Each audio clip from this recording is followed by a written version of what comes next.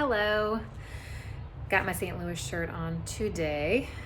So I'm going to talk about something called advocacy. I hadn't really had to use advocacy very much. I have 3 other kids besides the baby that was in the NICU last year. And luckily, there just weren't that many circumstances in which I had to be my children's voice because they don't have one that is listened to or heard in our world. And so I had to learn pretty quickly when I was in the NICU that I was my baby's voice. And that's what advocacy is. It is speaking up for, in this case, your baby, because they can't say, no, I don't want to do that, or yes, I want to do that, or I don't know about this, or can you give me more information? You get to say that. Those are all things that you can say because that's what advocacy looks like. For me, my baby looked, for the most part, pretty healthy, but he was having all of these internal issues that they kept telling us were going on. He has an infection, he has a blood sugar issue, he may have a metabolic issue, on and on. We kept looking at him, looking at this baby, and saying, I don't know. He seems to be doing pretty well. He's gaining weight, he's breathing on his own, he's eating, he's sleeping. And we just kept noticing that even though they were telling us certain things, that we had a feeling that it was a little bit different than that. And so we had to start really speaking up. We had to start advocating for him because he couldn't do it. And what that looked like for us is we were involved in any kind of decision that was made.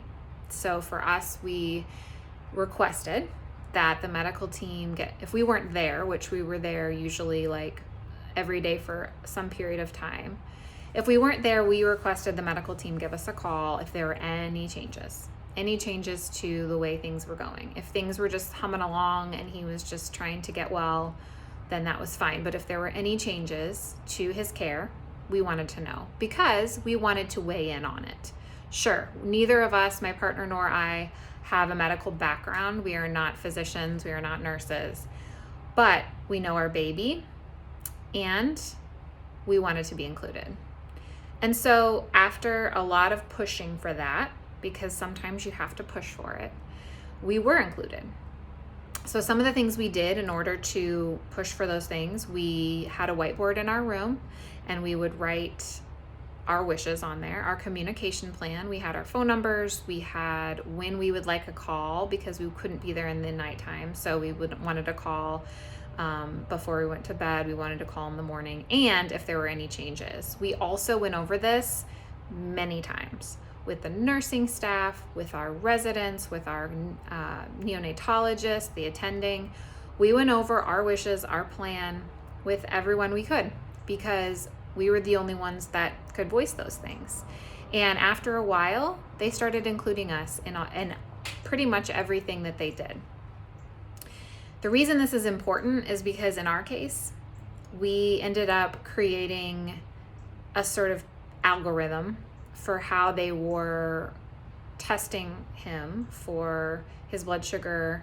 And that actually made all the difference between them going up in his treatment and then bringing down his treatment to where we could go towards discharge and leaving.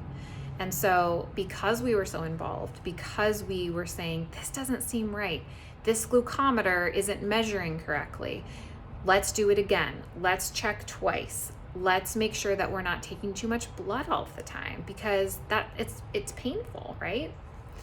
And so when we did that, we moved closer and closer to leaving.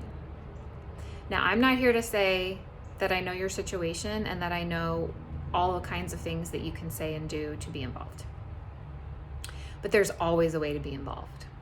And some of that is just being there. Some of that is making your presence known, making your wishes known, providing your phone number, saying, please get in touch with me if anything changes, if there are any decisions to be made.